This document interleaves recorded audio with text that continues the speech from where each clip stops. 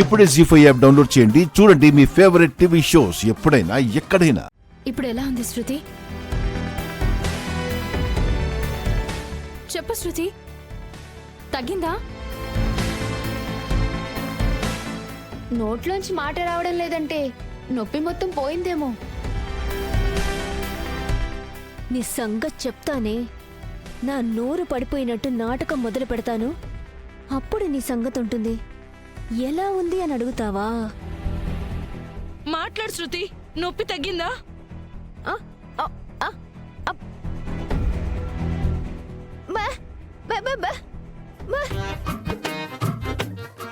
ఏమైంది శృతి? మాట్లాడవే. ఏమైంది శృతి?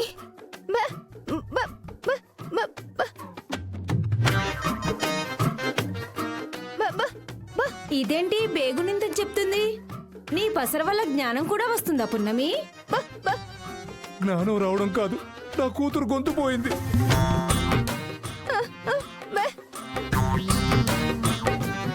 ఓ నాయనో, ఓ దేవుడు!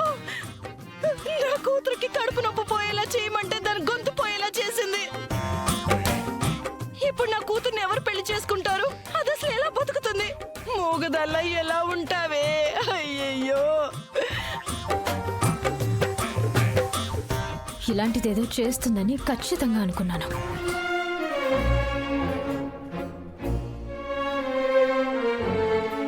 హుసే రాక్షసి! పాత కక్షలు పగలు అన్ని మనసులో పెట్టుకొని నా కూతురు జీవితం బుగ్గిపాలు చేస్తావా? మనిషివానే నువ్వు? లేదండి, నేనిచ్చిన పసరు వల్ల కడుపు నొప్పి తగ్గుతుంది తప్ప ఇలా గొంతు పోవడం జరగదు. మరెందుకు ఇలా జరిగింది? కళ్ళ ముందు కనపడుతుంటే జరగదని ఎలా చెప్తావు? ఒక్కగానొక్క కూతురికి ఇలా జరిగితే అసలు నేను ఎలా బతుకనే?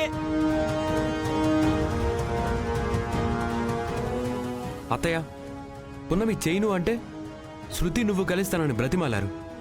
మరి ఇప్పుడెందుకు అలా బ్లేమ్ చేస్తున్నారు? అయినా పున్నమి వైద్యంతో గూడెంలో ఎంతమందికి సాయం చేసిందో మీకు తెలుసా?